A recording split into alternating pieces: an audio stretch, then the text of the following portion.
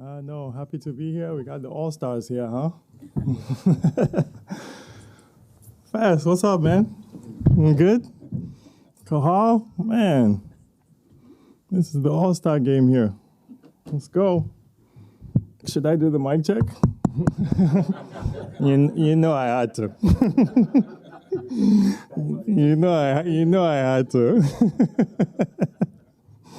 Guys, it's not that serious. Trust me. You guys are fine. Let's go. So was the first year of a rebuild a success, and where are you going to, whatever you call it?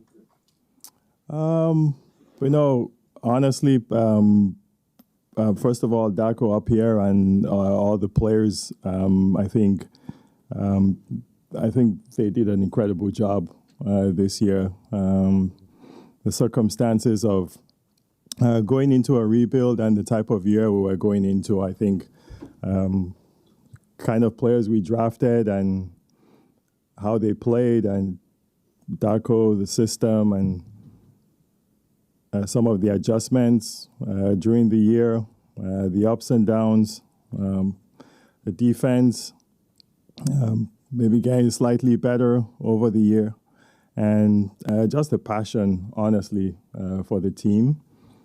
Generally, I think the organization, we see some changes coming. The reactions, I think everybody has been incredible from top to bottom, and we're appreciative of this opportunity to rebuild this team and try to go get better and go somewhere. Has this year's results hastened your path? Do you think you're further along than you might have been? We've focused on getting better, and I think talent acquisition is big for us, and we have to do that through the drafts. And you can only, I think, build a team three ways in the NBA, and it's through the draft, through trades, and through free agency. And I think maybe we were able to a tiny bit identify all of those in terms of the young guys with the draft and trading for Brandon Ingram and then signing him, extending him. And I think in just a tiny little bit, in a tiny little way of where we are, this kind of helps us head towards our goal, which is getting better and adding more players and building this team and growing to be a championship team. A championship is the goal, is the end goal of all of this. And when that comes, we don't know, but we have to identify those kind of players and build with those kind of players. And we hope that the young players we have will continue to grow. After last season, you talked about how these rebuilds are sometimes a 3 to 6 year process. If everything goes according to plan, you'll have done it in less than 2. Why did you feel like this was the right time to push the process along to the next step? And do you feel like there are any risks to expediting the process at this point? No, at the end of the day, we have to find talent on this team. We have to, and I think maybe by expediting, you're talking about the Brandon Ingram trade, and young players still young in the league, very talented and kind of fits. We hope he fits. He hasn't played yet, but we hope he fits kind of the mode of how we play and what we need on this team. And we feel at the end of the day, you have to acquire talent, and we have to do it in a unique way in the market that we're in, and we have to jump on opportunities that come on our way sometimes after we really study them. And we felt this was a unique opportunity for us, and it fits, but it doesn't stop our rebuild. It didn't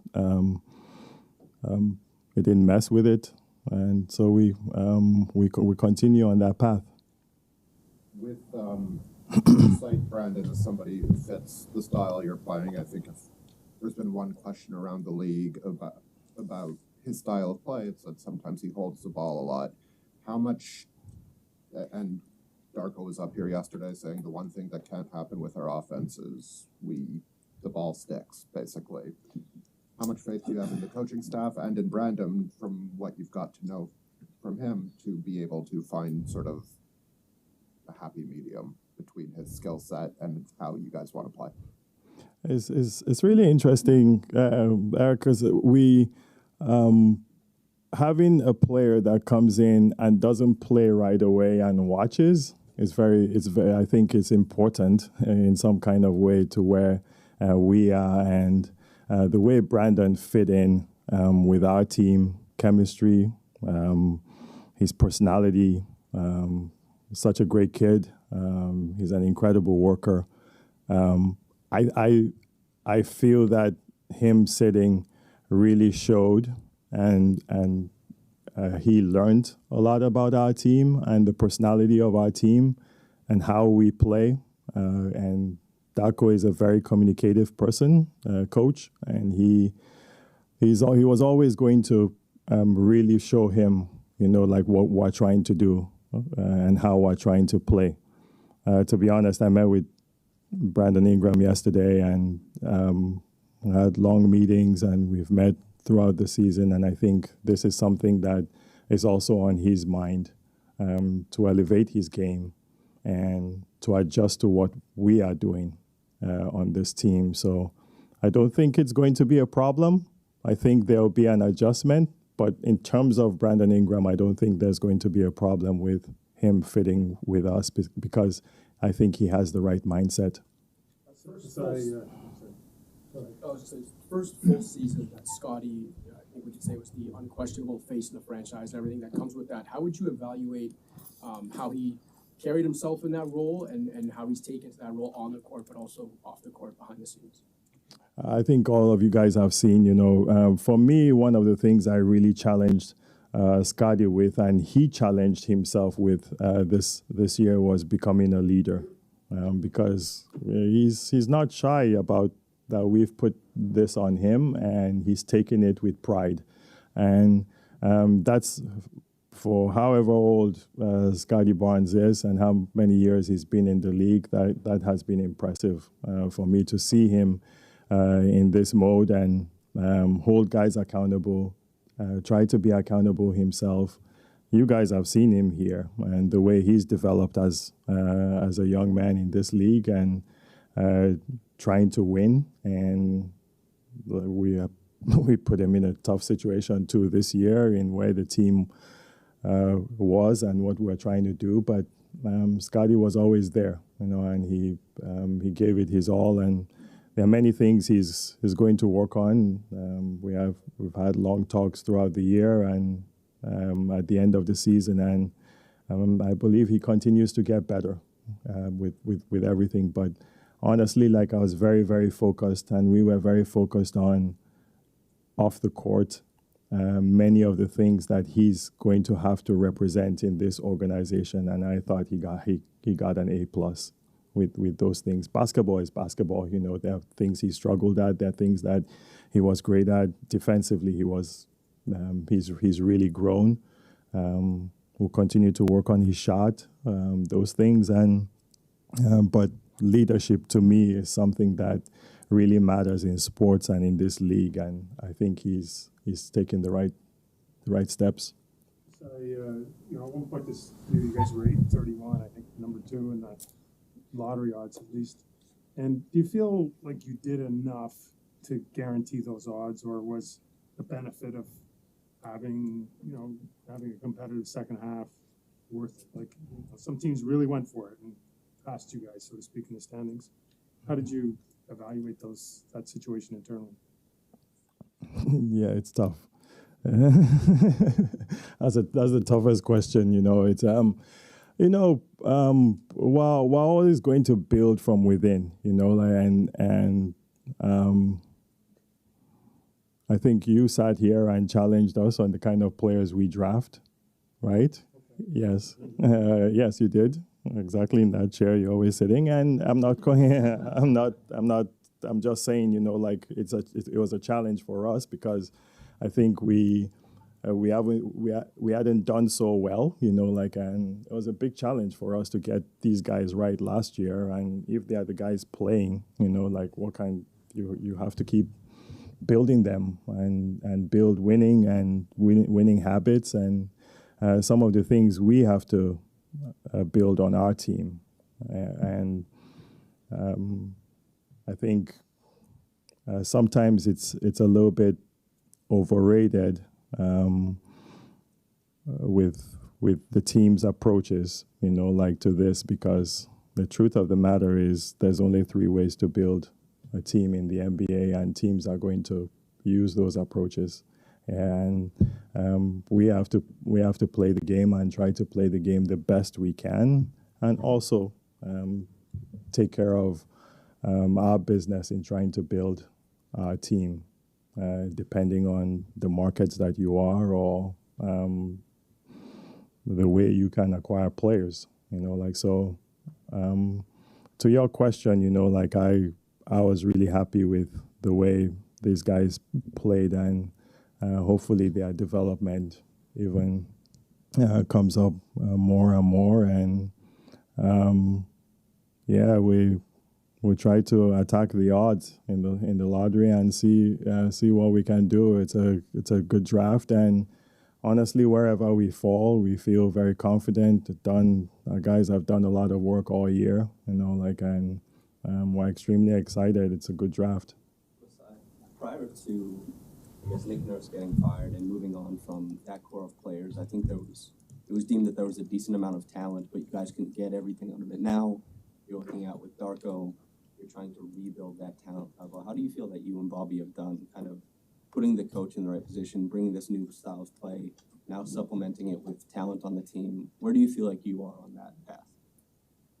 Yeah, anytime you ask anybody about the work they've done, they're always going to say, they have done well, I think, I'm not going to come here and say, it's a tough question.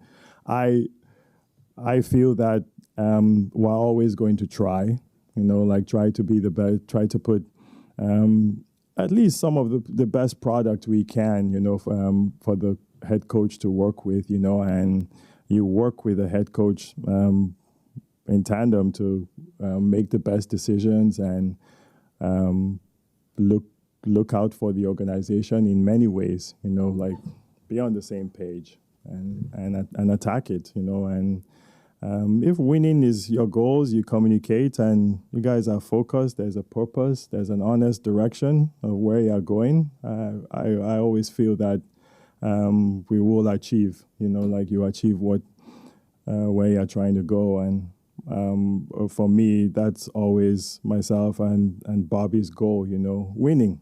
Yeah, honestly, winning. I know it's been a tough couple years here, but teams go through their cycles, and we believe we're going through ours, and we're hoping that we come out of it soon and attack this thing. And I'm happy that we have that mentality, that we're going to attack this thing. There was a stretch in the middle of the season where you guys lost 16 of 17 games. Some of those losses uncharacteristic to the way you played the rest of the season. Mm-hmm.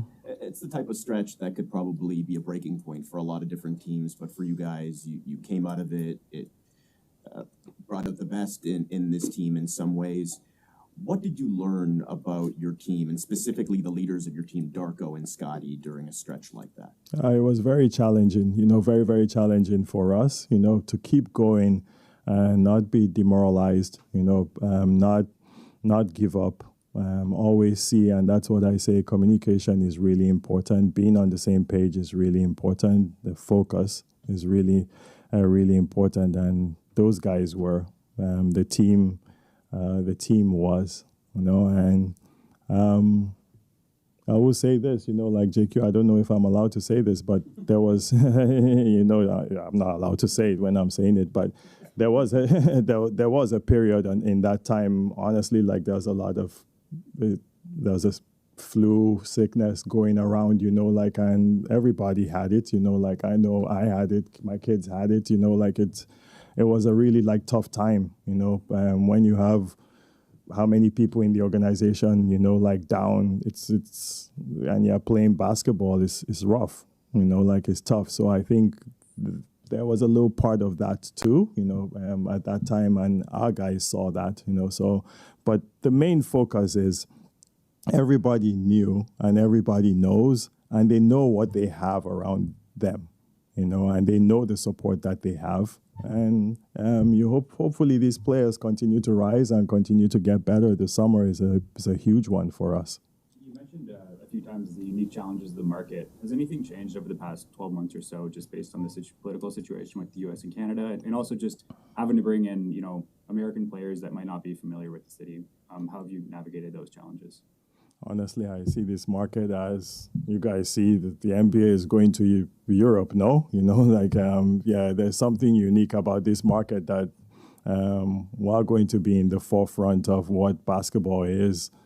So I've never really been worried about that, but it's just part of our business. We are not going to hide under the table because a player doesn't want to come here or what anybody's perception of this market is. Yeah, we're the only team that's outside the United States in the NBA, and I believe it's a unique opportunity, and it's going to be an incredibly unique opportunity in the years to come.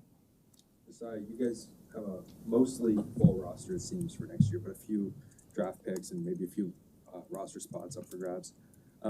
What types of players do you think this roster still needs to add? In this draft, wherever we fall, we're going to go for the best talent available. I know it's the it's the answer everybody gives, or maybe will give, but it's a unique draft, and we feel that we will have a talented player available, and we'll try to get one that fits our ball club. Yeah, we need another young big. We would definitely look at that, but it's not really focused on that. To be honest, there are a lot of talented kids. Again, I say in the draft. Further to Grange's question, part of the front office's responsibility is to, especially in the situation you are in this year, is to pay attention to the bottom of the standings. That's just a reality of it. To pay attention to what? The bottom of the standings. That's just a reality of how the league incentivizes things. Mm-hmm. How was that for you, and should things improve, how much are you looking forward to not having to worry about that aspect of things as much? What, being the worst team in the NBA? Just not having to think about whether it's good to win games or not. Yeah, for me, it's. I think again, I'm going to focus on how you build teams, and in my position, I have to focus on that. Yeah, this is how you build a team: through the draft, through free agency, or through trading for a player. Yeah, we've done them all here, but. You have to read the market. You have to figure out what the opportunity is. And sometimes, I can guarantee you there are many unique opportunities that are going to come up in July. And we have to look at all of them. Yeah, that's our job. Yeah, but do I look forward to growth? Do I look forward to seeing what this team can do? Our expectations here, I know I said it when I used to first come here. I'm happy that, at least we won one, and we've tasted it. That's the goal, man. Yeah, that's the goal. Our goal is not playing, not playoffs, not the end goal is to win a championship. That's why all these teams play. Yeah, and that's our goal. Yeah, so whatever jump we can make, honestly, we feel this is our jobs. We need to put the team in this position. It's my job. I need to put this team in this position. If I come and we're in the same position as this year, it's it will be a win-win situation. But I do think these players are going to make a jump and get better. Kohal, you got to ask your question, please. You said earlier that given the current political situation, having a team outside America provides this organization with unique opportunities. I'm just curious, unique in what way? I feel that the NBA is, I think, maybe the biggest brand in sports globally. And if they go to Europe, I think it's going to put, I think, a place for us where we've experienced it being outside the United States, and I think the unique flow of players, whether you're talking about the NCAA and NIL, I think the G League, the pool of players is going to be even more widespread, and it makes us look in every way. And then I think streaming and media opportunities are going to be even bigger in terms of how people view the game and really see the game. The international players. I don't know if I'm reading into your comments. Are you saying that you think players who aren't Americans would prefer to come to Canada? I don't know. I think the international market is just going to be bigger because the international players coming up in the NBA are more. That's a reality. Masai, there's going to be obviously some adjustments with ownership coming, with Rodgers getting more control, maybe down the line even full control. Will that impact the Raptors at all, or how do you see anything changing at all? The way the Raptors, anything to do with them? I don't see anything. I think it's unique.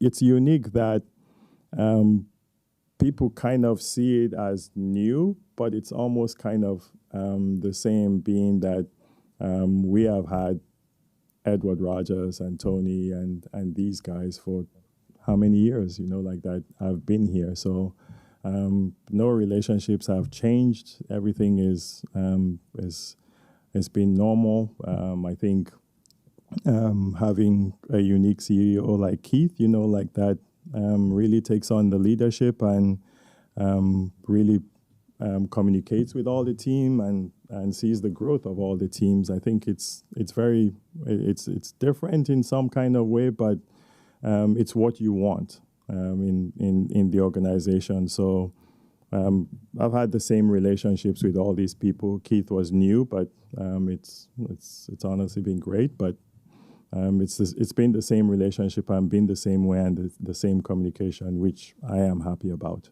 You mentioned 3 avenues of team building, but there's a lot of room for wiggle in there.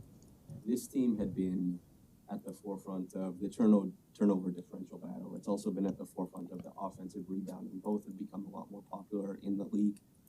How much do you think about the types of players that you're drafting and trying to forecast the style of play that might become the predominant one in the league or the most successful in the future? We focus on that a lot. We try to read that.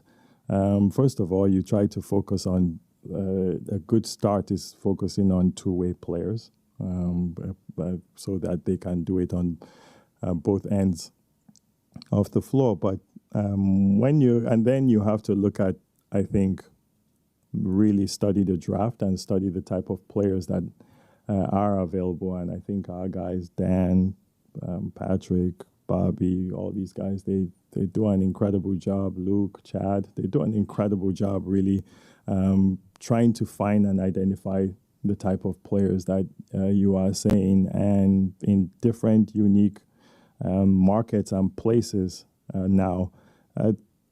The NCAA has become very, very interesting. I think with NIL, you are going to see a lot of European players coming to play in college because I think there's a unique opportunity for them here, financially maybe. So it's going to open up. That means there's going to be different type players that have to come and really play a different type of game in college than they would usually play, or system or style that they usually play maybe in Europe too. And these are all things that we have to really evaluate and really look at. Masai, in the 2023 offseason, you spoke about wanting to see the team's culture have a reset, getting back to a less selfish style of play. How would you assess the team's culture today? A+. Yeah, A+. I'm not even giving anybody any other room. Yeah, when you look at these guys and see what they've done and see the leader in Scotty and how he plays. You know, I think RJ plays different from how he played in New York. You know, like his team focus. You know, it's yeah, we're working on our offense, and I think our offense will get better as we grow. But we have that focus, you know, of playing together and playing the right way and attacking the game, and it's really built our culture. You see the culture of the players even off the court. I never want to reference this, but there's this great resemblance to like the bench mob we had, you know, like in the past, and I'm not even talking about play. I'm just talking about the camaraderie they had, you know, like, and how they are together. These guys, they do it for themselves, and I'm proud of them for that, and I'm proud of Darko for setting that, and Bobby for setting that platform for them in some ways. Masai, we're coming up on a year now since the Toronto Tempo was announced and since Teresa was announced as the president. What has it been like watching her make all the moves, and what have you thought of things like, you know, the hiring of Monica and Serena Williams joining? And, you know, what do you expect of that franchise in the next year? Man, Teresa has a headache now, and that's her headache. Me, I have my own problems. Now she has her own problems. Yeah, now she's done incredible, I think, and I'm pumped to see a team like that come here, and I'm happy for all of them, everybody. Serena, Larry, Teresa, Monica, you know, like I have relationships with all of them, you know, and that's a big excitement here, I think. And by the way, I think the Tempo is going to be it's going to be a unique focus too, internationally and globally. That's a platform there that I think all our sports here are going to capitalize on, I think, in Toronto. So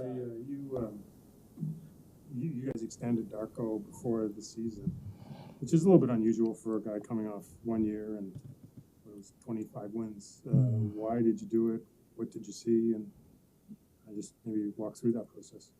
Didn't extend. I just picked up his options. Yeah, I think for me it's a couple of things. I think after the first year, confidence, you know, in what he's doing. I also think I have to think of the kind of year that we were going into and putting him into this situation here. I knew it would be a difficult year, and not everybody wants to, you know, like feel that and feel like you're looking over your back in some kind of way. And I think it's the right thing to do. But more than that, it was deserving for me and for a first year, for development and coaching these guys. His communication, his leadership, how he brings all the departments together. I think he's done a phenomenal job. But I understand the question. You know, like we've put him in a tough situation, and we understand that, and I understand that. So it's good to make somebody feel comfortable with his job and feel comfortable where he is. Masai, we're now a couple of years on in the new CBA and all the restrictions that this brought for team building. Do you and your team feel like you have a good handle on how those restrictions have kind of affected the ways you can go about team building, especially going into the summer now? We're just looking at the cap sheet, things get a little bit tight. Man, I trust my guy Bobby. Yeah, Bobby will get it done. Yeah, no, we feel very comfortable. It takes a while, you know. Everybody said with the new system there won't be any trades, there won't be this, there won't be that, and yeah, guess what? Everybody figured it out, you know. Like, and I don't know if they want me to say this, but it's our job to figure it out, right? You know, like we have to always figure this thing out and see what the advantage is for the team. Yeah, see what the advantage is for us, and I think our ball club will always, I think, be ready for that. Some of these systems and some of these the CBA was tough, like putting some of these rules in place on how to build a team. And I think the one thing I think the NBA has done a good job of is creating parity in the league. When I remember in the league, a few years ago, you could win 50 games, 51 games, 55 games. It didn't matter what you were doing. Kobe Bryant was coming to kick your ass. Yeah, or the Spurs were coming to kick your ass. Or LeBron James in Miami and Dwayne Wade and those guys, they were coming to kick your ass. Or Kevin Garnett and those guys, they were coming to kick your butt. But now, I don't know, do we know who's going to win the NBA this season? Yeah, I don't think we do. Yeah, I think Celtics are one of the best teams. They're defending champions. We give them their respect, but there's been 6 different winners, I think, or how many different winners since we won it, and I think it's going to become that way, and the system has created that in the NBA, so.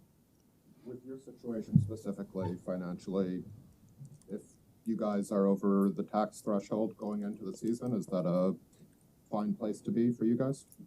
I think it depends on the kind of talent we have on the team and the kind of players you have on the team, so we'll see how the draft goes, and where we are, and I think ownership will be fine with it depending on the kind of talent I think we have on our team, and it's our jobs to to say and to project, where this team is going to go.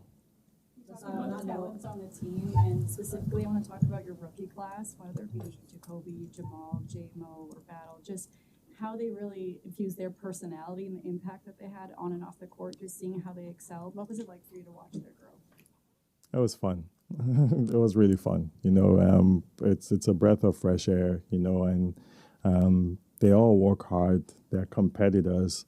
I think they all went to the G League at some point, which they all really embraced that for their growth. And I think Darko really did a great job in paying attention to all their developments, and really proud of them. But I'd say again, the most, this is, you find guys that root for each other, and you sometimes worry, where, sometimes is it going to mix, and the personalities, and these guys, they've done a really good job of coming together and mixing with kind of the guys that fall in between, which is Grady, Ochai, and then Scotty and Quick, and those guys are not so old themselves either. So it's been fun to watch them. On that same note, kind of more on the court, how do you factor in their development? Are they ahead of schedule, then maybe took more unexpected steps than you originally had in mind when you're acquiring them? And then also kind of going into next season, how do you kind of facilitate the opportunities for them while also thinking that you have to acquire more talent to build around? How much growth and leverage do you give them? Yeah, I think when you look at their growth, I'll never complain about going too fast, because that sometimes it's gonna level out, and we're gonna say, okay, are they consistent? Are they, it's almost same thing that happened to Grady, this year too, and his jump is gonna come even more with the type of player that he is. They're gonna hit the sophomore walls and all that stuff, so you're going to expect them to get better, and you want them to get better. I'm more focused on team, but because individually I think those guys really put in the time, and they really understand. They understand to see these guys this young, that start to understand. Jamal understands winning. Jacoby understands winning, and they might not provide that now, but they're trying to figure out what it takes to win, same thing with Battle, same thing with, they're really trying to figure it out, and hopefully we can continue to grow a little bit and give them that platform where they perform and they take us to the next stage. Masai, how can you assess Chomche's season? It was short season. Is there a unique challenge for players like him who come straight from the African League straight to the pros without going to college first, like what Pascal did? Yeah, I think infrastructure is going to I'll talk about that first. Infrastructure is going to be the key, even in Europe and in Africa. Infrastructure is going to be the key to how we grow. Because the NBA is the biggest marketer, the biggest brand, and however we, I think, showcase this, whatever league it is, it's the same thing in Africa. We're all going to need a lot of infrastructure put into this. And if infrastructure is built, it's going to build more players.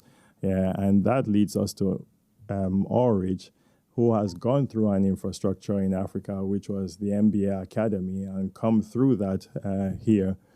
That was one of the big disappointments of the season when he got hurt.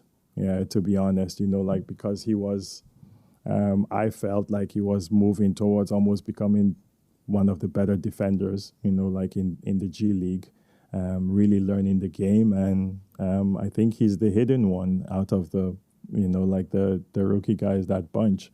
But he's come off his injury now and getting right back into it. And I feel there's good upside, still 18 years old or 19 years old there. So when you see a kid from when they're 15, 16, 17, 18, 19, and you see the growth, with all these guys from Africa, whether it's the Pascals or the Embiids and Luol Dengs, all these Serge Ibaka, when you see them at that young age, you kind of know if they have the work ethic, they have that kind of talent, it's just going to take time because it's not their natural sport to start playing.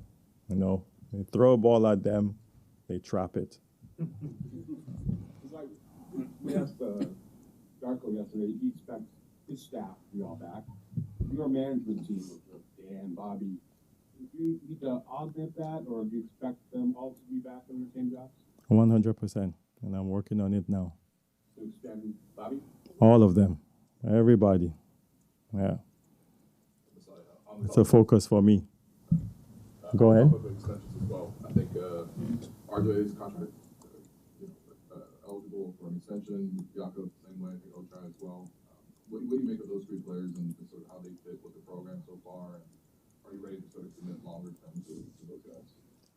Longer term, I think we address at the end of the season. I'm always going to do that.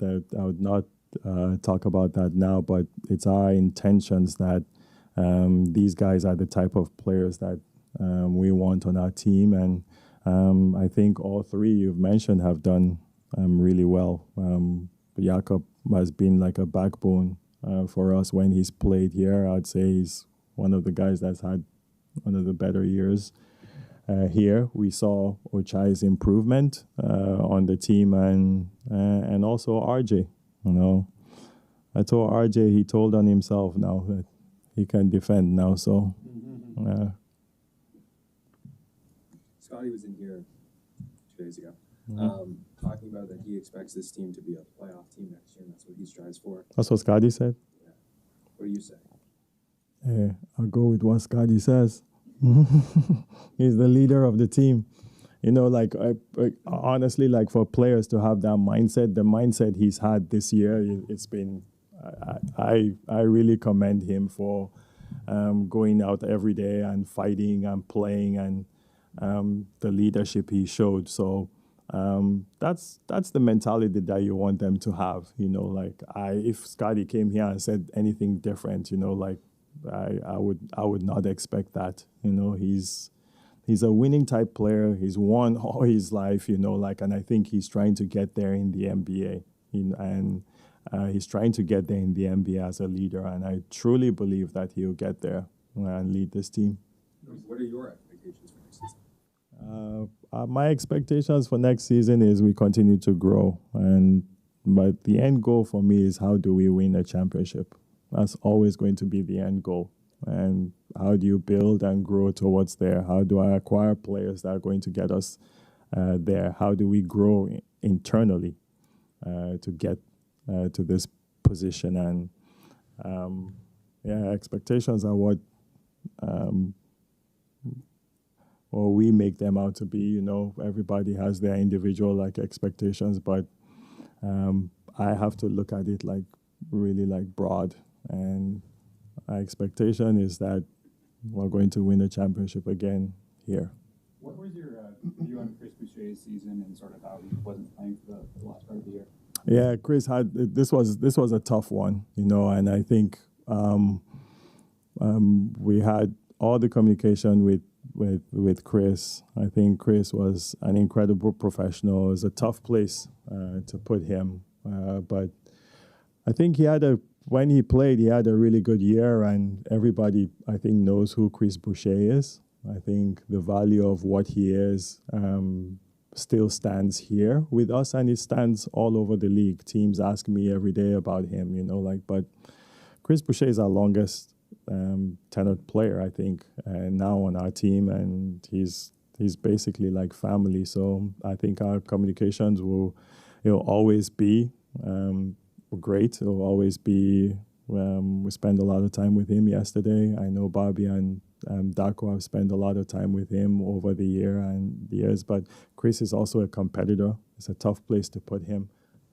The best way to say this is I know who Chris is, you know, and it's a tough place to put him in. I don't know who Jonathan Mobo is. I don't know who Jamison Battle is in terms of where they are going. And I have to put them in a position to start to find out, you know, what players they can become. And that's by throwing them into the NBA, throwing them in, you know, and giving them that opportunity. And I only give example of those two. There are more that we really need to find out about. So a tough place to put him, but he was a great sport, and I know he's a competitor, so it's always going to be tough. But I think the value still stays the same, and we'll treat it like that in the off season. Not to make all of us feel old, but it's we're coming up on 12 years of you taking the top basketball decision maker job in Toronto. I'm curious about how your day-to-day has changed in that time, the stuff you were really on top of then from a day-to-day current day-to-day period now, and secondly, do you still find this job as invigorating or a different type of invigorating as it was then? Yeah, this will always be my life, you know, to be honest, and I feel the same exact way that I felt 12 years ago.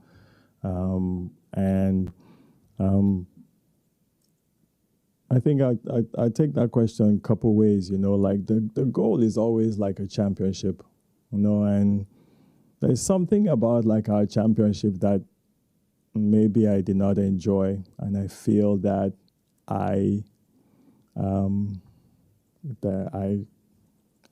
we just have to win another one, and we will win another one here. Yeah, and that's how I feel inside.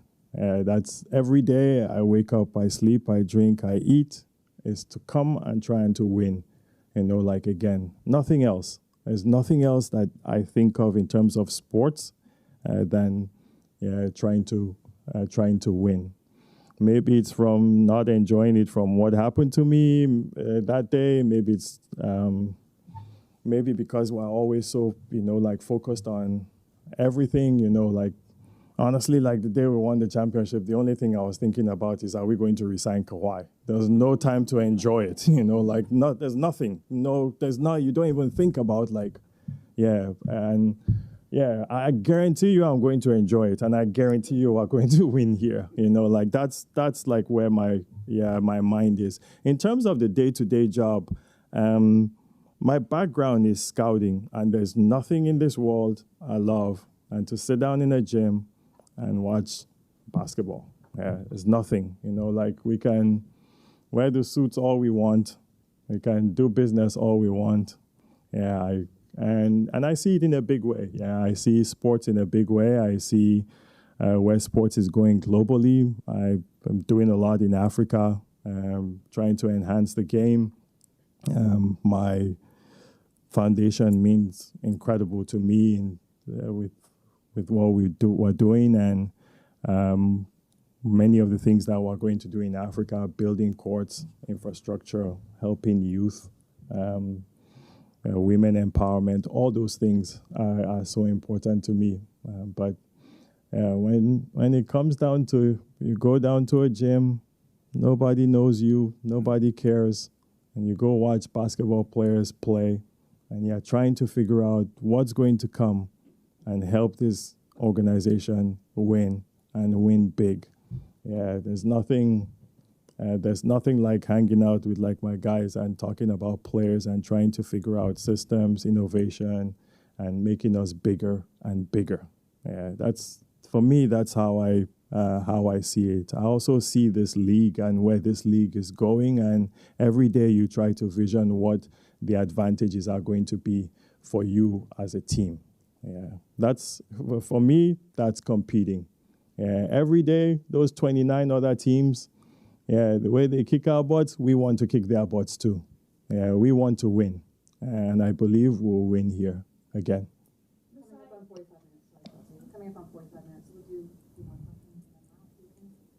Very good, very good.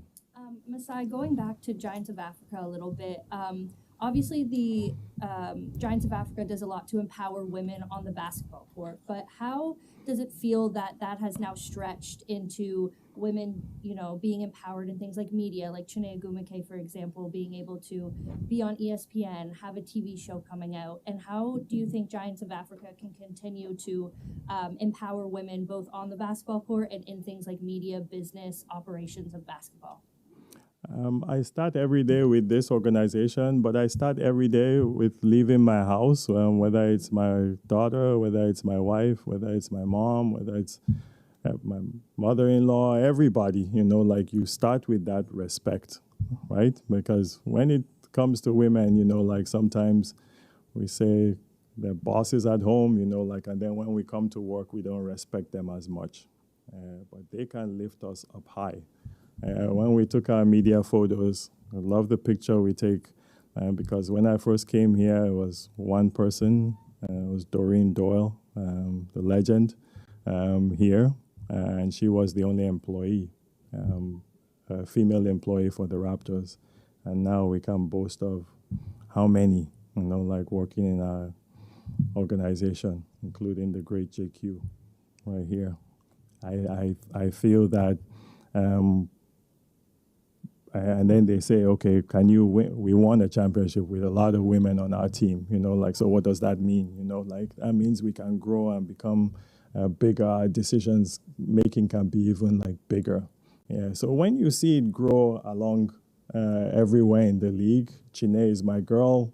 I love it. You know, like, and it's going to grow big and big and bigger, because when I look at women and some of the stuff in Africa and young girls and some of the opportunities they don't get, it's maybe some of you guys haven't been or been to some of these places, you know, like it's unique and it shouldn't be like that. It shouldn't be like that. And if there is one thing, that orange ball that's going to give me that opportunity to walk into these places and sports, to walk into these places and give us peace and give other people opportunity, guess what? We're going to push. Yeah, we'll continue to push. The NBA will continue to push. I'll continue to push. And the Raptors will be in the forefront of pushing this, whether it's through GOA, through me, or other people that do it. It's important for us. Yeah, because it's important for my daughter to see that. Yeah, very, very important. Because I know how smart she is. I know how unique she is. I know how great heart she has. I want her to have that opportunity too, and all those young women. Good? Thank you.